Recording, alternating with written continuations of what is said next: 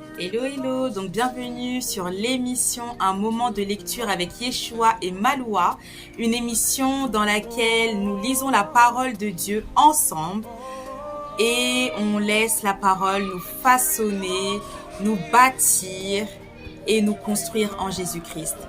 Le Seigneur a dit dans sa parole, déjà vous êtes purs à cause de la parole que je vous ai annoncée. Donc, croyons-le. Parce que par la parole de Dieu, l'Éternel nous purifie. Nous allons remettre ces instants merveilleux entre les mains du Seigneur, que le Saint-Esprit puisse prendre la place totalement et nous conduire. C'est parti. Seigneur Père éternel, nous te louons, nous te bénissons, nous te glorifions. Nous t'adorons, Seigneur, de tout notre cœur, de toute notre âme, de toute notre foi, de toute notre force, Seigneur. Nous te demandons pardon, Seigneur, si nous t'avons... mon Dieu, mon roi, si nous avons péché contre toi, Seigneur, je prie que tu puisses vraiment nous pardonner, mon Dieu, mon roi, même si nous avons péché, Seigneur, contre toi sans le savoir, Père, pardonne-nous. Nous te remettons cette émission entre tes mains. Prends toute la place, Seigneur. Renouvelle nos pensées, renouvelle nos esprits, renouvelle notre intelligence. Au nom de Jésus, nous avons prié. Amen. Évidemment, c'est la sortie des classes, mais cette fois-ci, je ne vais pas faire ma crise. On va lire ma princesse. Et puis vraiment, vous savez, avec Dieu, il n'y a jamais de hasard. Il n'y a pas de hasard avec Dieu. Donc, on se laisse conduire. Ok, il y aura du bruit, les enfants, c'est la vie. Et quand Dieu est dans un lieu, qu'est-ce qui se passe? Sa gloire se répand partout. Donc, même moi, quand j'aurai des enfants, je prierai aussi qu'il y ait une personne qui invite le règne de Dieu à côté de mes enfants. Parce que vraiment, dans les écoles, il y a de tout, hein, vraiment. Sans commentaire, mais Dieu est Dieu et l'Éternel règne. Et parlons de Dieu aussi à nos enfants.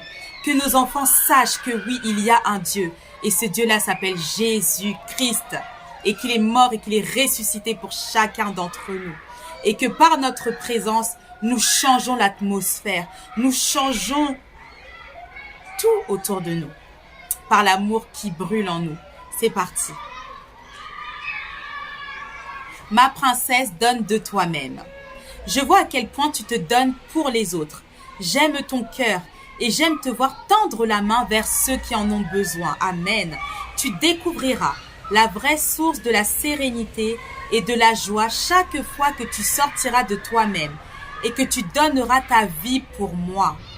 Je veux que tu te rappelles, ma bien-aimée, que tu ne pourras jamais trop me faire connaître, vous voyez? Tout ce que tu fais ou dis pour faire avancer mon royaume te reviendra en abondance. Travaillons pour le royaume, parlons de Dieu autour de nous. Maintenant va, offre ton temps et ton affection à un monde qui a désespérément besoin d'une touche de ma présence à travers toi. Je t'aime, ton roi et ta source de vie. Et quiconque vous donnera à boire un verre d'eau en mon nom, parce que vous appartenez à Christ, je vous le dis en vérité, il ne perdra point sa récompense. Marc 9, verset 41. Amen. J'aime le fait que nous puissions inviter à chaque émission le règne de Dieu, sa présence.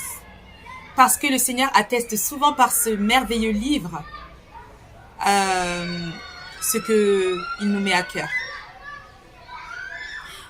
Je vais lire derrière la 4e de couverture. Donc évidemment, il y aura une partie 2 pour la lecture de la parole.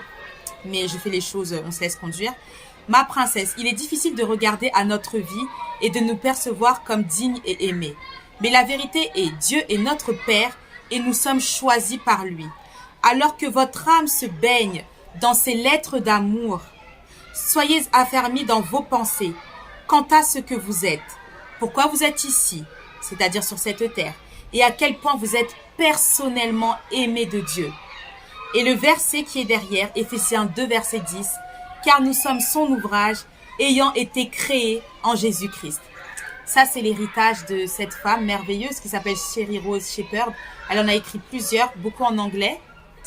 Et cette année, elle est repartie auprès du Seigneur. Ouais. Et je me suis rendu compte en fait que ce livre-là, il date d'il y a plus de 10 ans. Vraiment. Si je me souviens bien, peut-être d'il y a 18 ans. Vous imaginez? Elle a écrit il y a 18 ans. Aujourd'hui, on est en 2023. On s'en sert toujours. Je prie que nous puissions marquer notre temps. Je prie que par les dons et les talents, par la foi qui brûle en nous, nous puissions marquer notre temps, qu'après notre départ auprès du Seigneur, on puisse encore parler de cet héritage que nous aurons laissé à nos enfants, mais aussi aux populations, aussi à nos frères et sœurs en Christ actuels, mais aussi à nos frères et sœurs en Christ en devenir. Parce que ce livre a béni tellement de personnes, je parle en millions. Et je prie que ce soit aussi notre partage, parce que nous ferons, parce que nous laisserons derrière nous. Donc voilà, là il reste clairement, ça va très vite, hein, il reste quoi, 5 minutes. On va quand même lire, mais il y aura clairement une deuxième partie, parce qu'il faudra que nous puissions lire ces histoires de la Bible qui nous fait lire la parole de Dieu de manière express, accélérée. On aime aussi ça. Ça nous permet de traverser les histoires de la Bible avec notre Dieu. Donc, allez, c'est parti, hein. Donc là, c'est le livre d'Ézéchiel.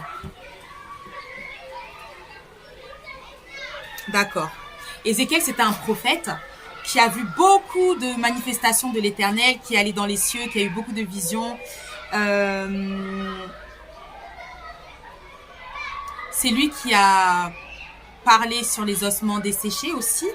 Donc, il a eu de grandes visitations de l'Éternel.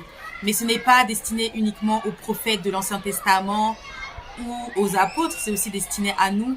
Ne soyez pas étonnés un jour que vous entendiez des frères et sœurs qui vous disent que j'ai une vision, des visitations angéliques, je suis allée dans les cieux, etc. C'est vrai, ce n'est pas des mensonges, c'est vrai.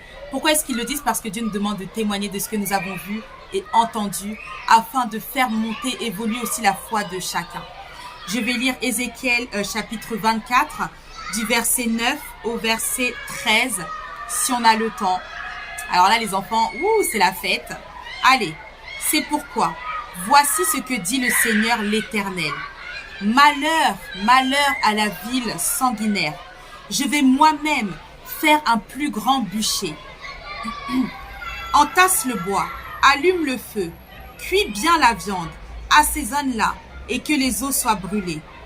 Puis mets la marmite vide sur les braises afin qu'elle chauffe, que son métal rougisse, que son impureté fonde à l'intérieur et que sa rouille disparaisse. Les efforts ont été inutiles. La rouille dont elle est pleine ne se détache pas même par le feu. Ton impureté est un crime, parce que j'ai voulu te purifier et que tu ne t'es pas laissé purifier, tu ne seras plus purifié de ton impureté, jusqu'à ce que j'ai assouvi ma fureur contre toi. Je vais lire aussi le verset 14. C'est moi l'Éternel qui ai parlé. Cela arrivera. Je l'accomplirai. Je ne ferai preuve d'aucune négligence. Je n'aurai aucune pitié, aucun regret. On te jugera en fonction de ta conduite, et de tes agissements, déclare le Seigneur l'Éternel. En fait, dedans, qu'est-ce qu'on voit? On voit qu'à un moment donné, notre Dieu est amour. Notre Dieu est compatissant, vous voyez? Mais il y a une limite. Ça veut dire que on peut pécher, même sans se repentir, vous voyez? Mais Dieu use encore de compassion envers nous. Mais il y a un temps donné où la colère de l'Éternel devient tellement grande qu'il dit non, je ne te purifierai plus de ton impureté, je ne te purifierai plus de ton iniquité, parce que je suis Dieu. Et il y a un temps où Dieu exerce ses jugements contre les villes sanguinaires. Vous voyez un peu? C'est toujours d'actualité. El Shaddai n'a pas changé. Oui, nous sommes sous la grâce.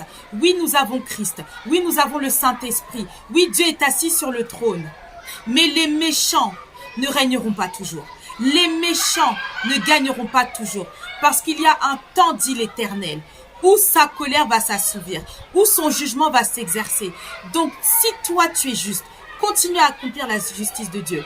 Si tu fais le bien, continue à faire le bien autour de toi. Continue de répandre Christ autour de toi. Mais si tu es un méchant, repens-toi. Parce que ce n'est pas parce que tu ne vois pas tout de suite le jugement de l'Éternel s'accomplir que ça ne s'accomplira pas. On va passer directement à l'émission, à la partie 2. Dans toujours l'émission, un moment de lecture avec Yeshua et Maloua. Et nous lirons un second passage du Nouveau Testament. Que Dieu vous bénisse et je vous dis à tout de suite. Bye!